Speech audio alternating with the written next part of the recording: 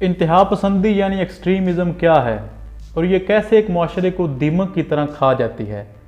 Secular समझा जाने वाला इंडिया कैसे इस एक्सट्रीमिज़म के हाथों टुकड़े टुकड़े होने जा रहा है। पाकिस्तान को अब तक इस एक्सट्रीमिज़म की वजह से क्या क्या नुकसान हो चुके हैं और इस बीमारी से कैसे बचा जा सकता है। चलिए इस वीडियो में इस पर तफसील से बात करते हैं।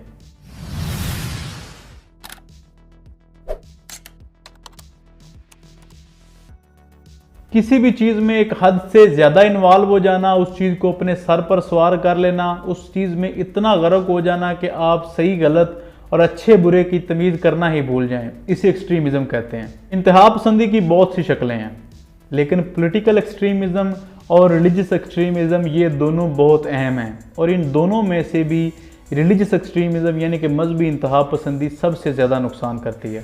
मज़हब चाहे कोई भी हो, उसके मानने वाले अपने मज़हब के लिए जान देने और जान लेने तक को तैयार हो जाते हैं। यही सब कुछ आजकल इंडिया में हो रहा है। वहाँ पर गाय, गोश्त और मंदिर के नाम पर कई लोग अब तक कत्ल हो चुके हैं और ये सिलसिला अभी तक जारी है। ये कत्ल पुलिस या अदालत की तरफ से नहीं बल्कि एक भीड़ या ग्रोह की तरफ से किए जाते हैं। वहाँ पर मजहबी इंतहा पसंदी इस हद तक बढ़ चुकी है कि अगर कोई शख्स जिसका मज़हब हिंदू ना हो वो कोई गाय लेकर कहीं जा रहा हो तो ये इंतहा पसंदों का टोला एक भीड़ की शक्ल में उस पर हमलावर होता है और उसे जान से मार देता है। 2014 से लेकर अब तक सैकड़ों लोग इन मजहबी इंतहा पसंदों की भीड़ के हाथों कत्ल हो चुके हैं। क्योंकि रूलिंग पार्टी बीजेपी खुद एक एक्सट्रीमिस्ट पार्टी है, इसलिए इन मुजरिमों को सजा नहीं मिलती। लेकिन दुनिया इन मामलात को देख रही है।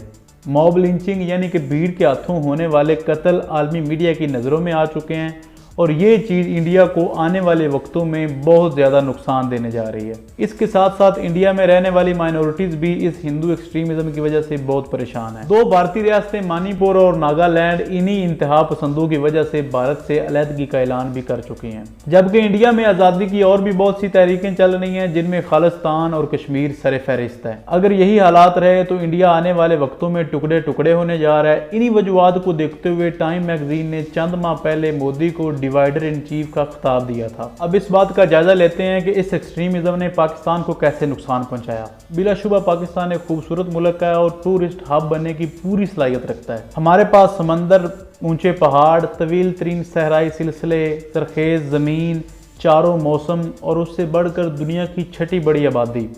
हमें तो मुआशी ताकत होना चाहिए था, लेकिन इस एक्सट्रीमिज्म की वजह से हम पर दहशतगर्दी की छाप लग गई और माशाल्लाह इसी एक्सट्रीमिज्म और हमारी कम अक्ली की वजह से हम आज तक कोई अच्छा लीडर ना चुन सके और अब हालत यह है कि हम बड़ी मुश्किल से दिवालिया होते होते बचे हैं। दुनिया हमारे साथ कारोबार नहीं करना चाहती थी और हम अभी तक FATF की ग्रे लिस्ट में हैं। हमें इस इंतहा पसंदी और अदम बर्दाश्त को रोकना होगा, वरना खुदा न खास्ता आने वाले वक्तों में हम दुनिया से बहुत पीछे रह जाएंगे। अगर इसे रोकना है तो इसका वाहिद हल तालीम है।